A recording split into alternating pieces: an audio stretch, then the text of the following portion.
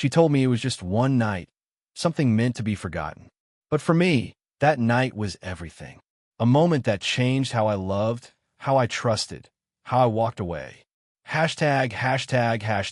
Keynote 1. The first glance, I still remember the first time I saw her. Not like a passing face in a crowded street, but the way you remember sunrise after a long night. I was at the cafe. I visited more for the quiet than the coffee, headphones around my neck, a book I wasn't really reading open in front of me. The door chimed once, casually, and when I looked up, she walked in like she belonged to another time. Calmer, more grown, more sure of herself than anyone my age ever seemed to be. Her name was Ava, 40-something, maybe, though age seemed to rest on her like fine gold. Visible, but beautiful for it. Her hair wasn't perfectly styled, more like it had been gathered in a gentle rush, some loose strands falling against her cheek.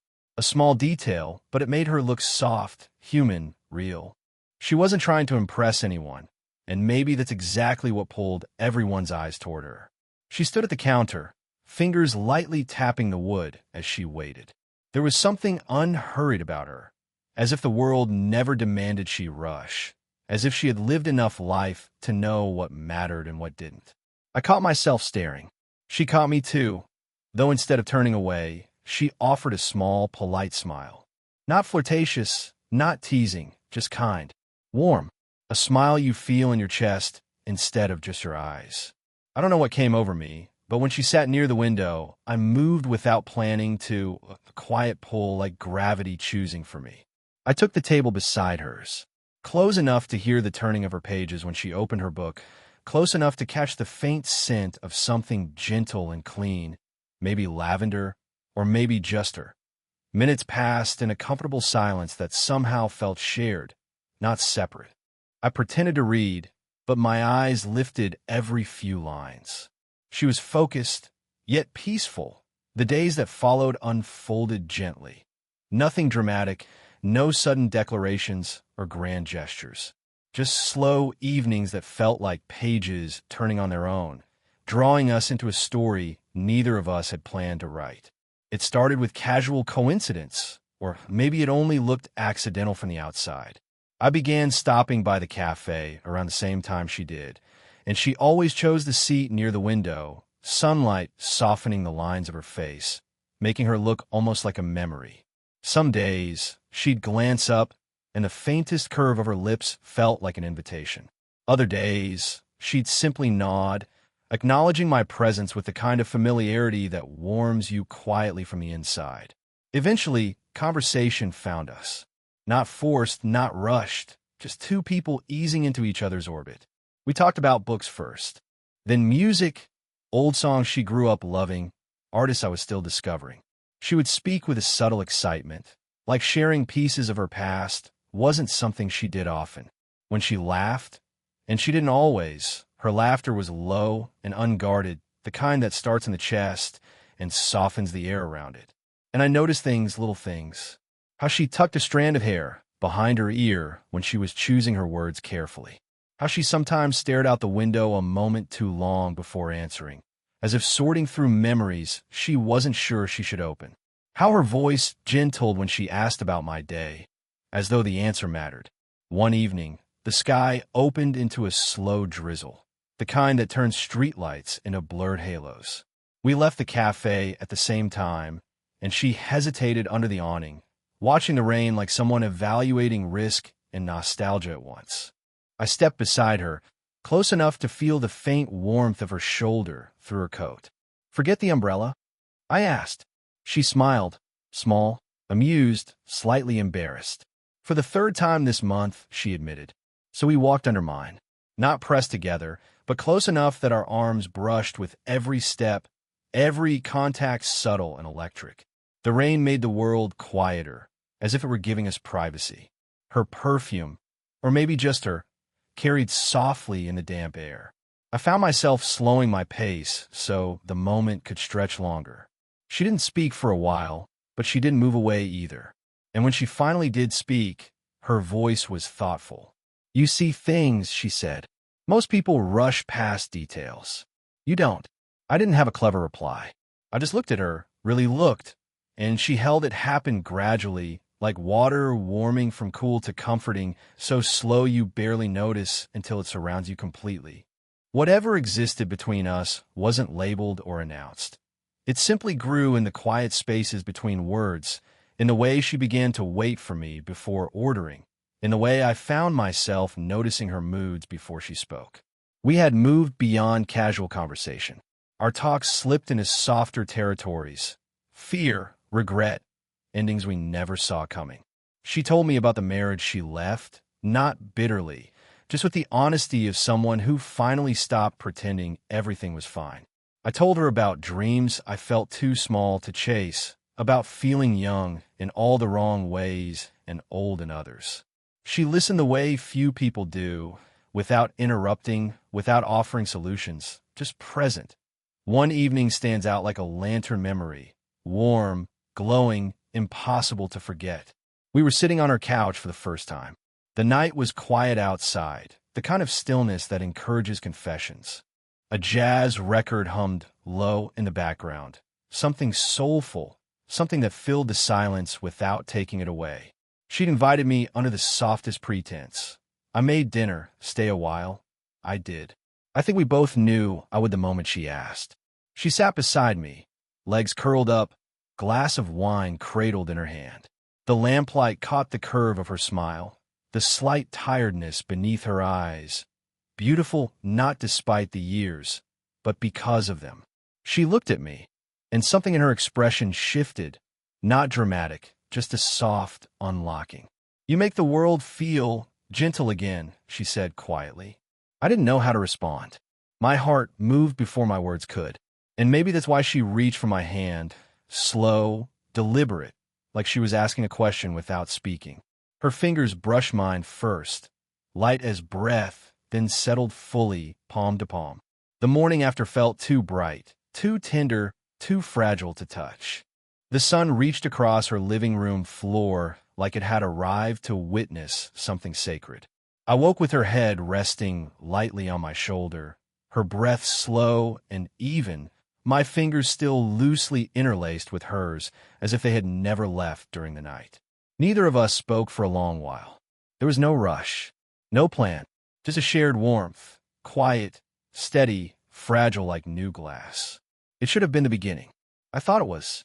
Days afterward felt suspended in honey, thick with sweetness, slow with possibility. We met like we always had, but with a new softness threaded between us, the kind you don't say out loud, you just feel. When she laughed, she leaned closer. When she walked beside me, her hand would brush mine as though drawn to it by instinct. I didn't question it. I let myself believe in it, believe in us. But then something shifted. It wasn't loud. It wasn't sudden. It was subtle, like watching petals loosen from a flower before they fall. Her messages came slower.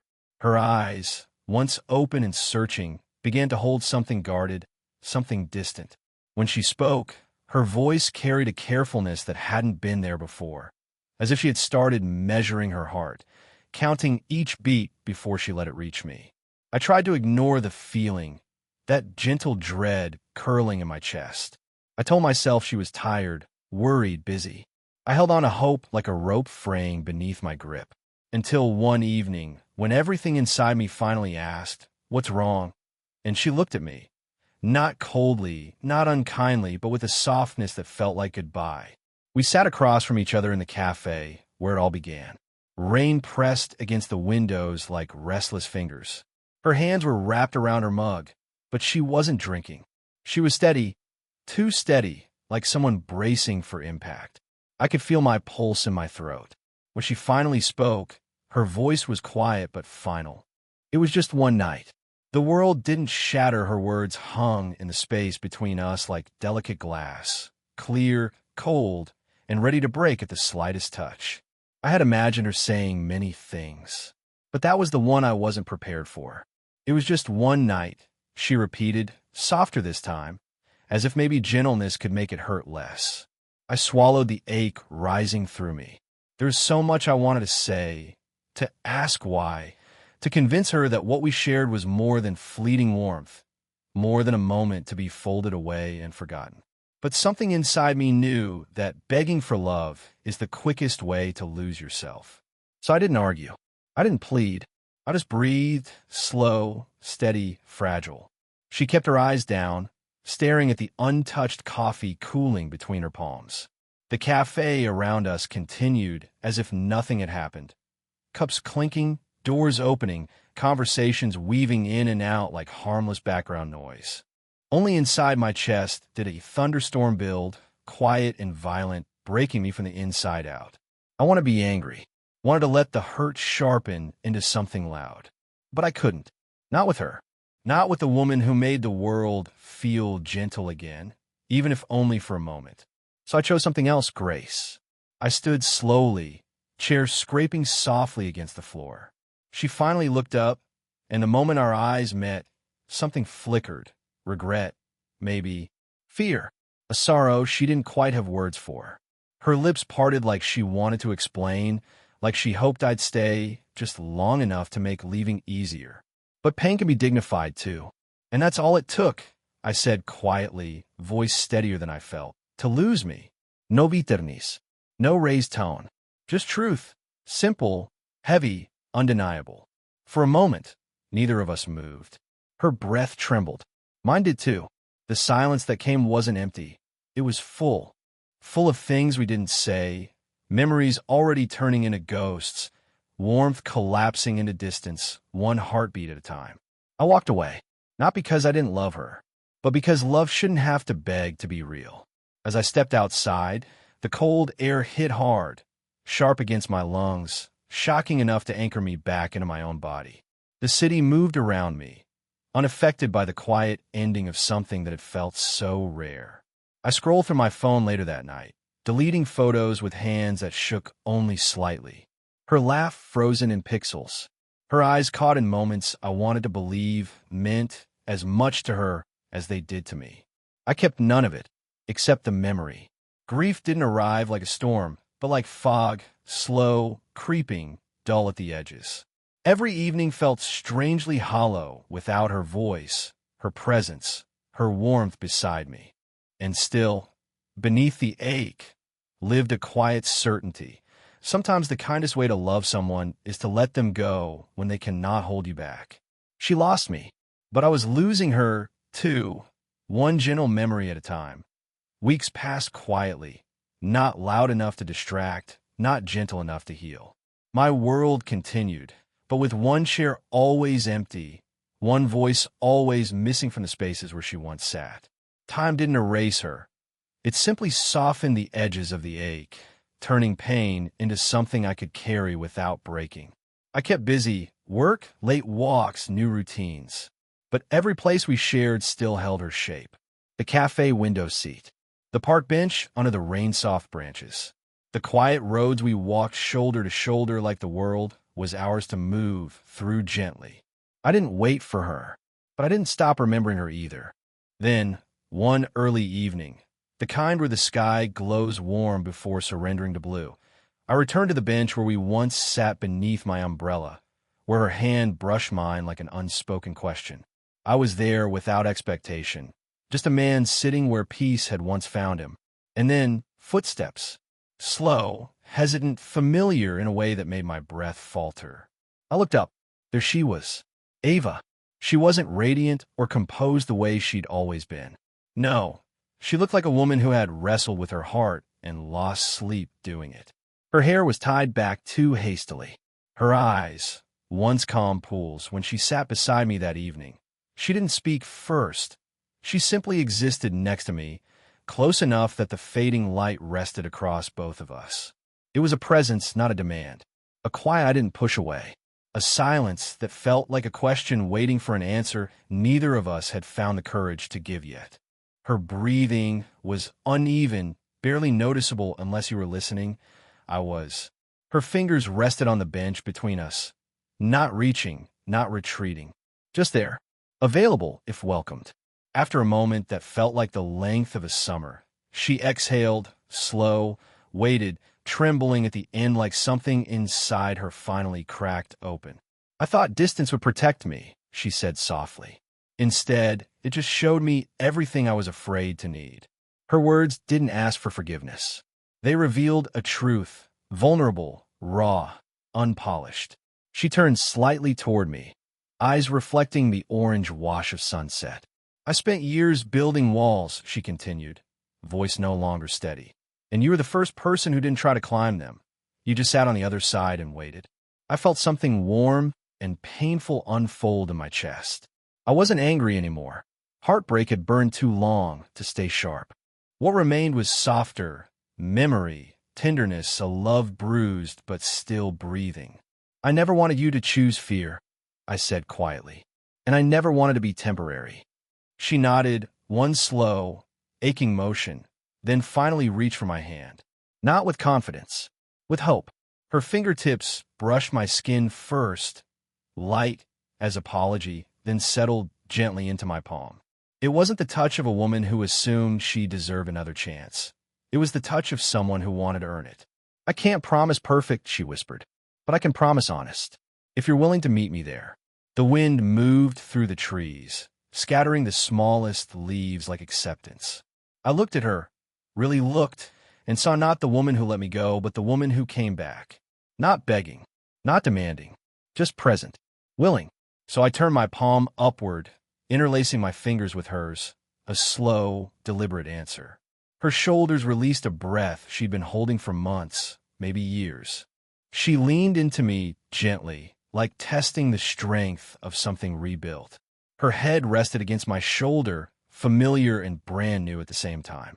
The world around us faded to a hum. Cars passing distantly, birds calling toward twilight, the city settling into night. No dramatic keys, no cinematic declarations.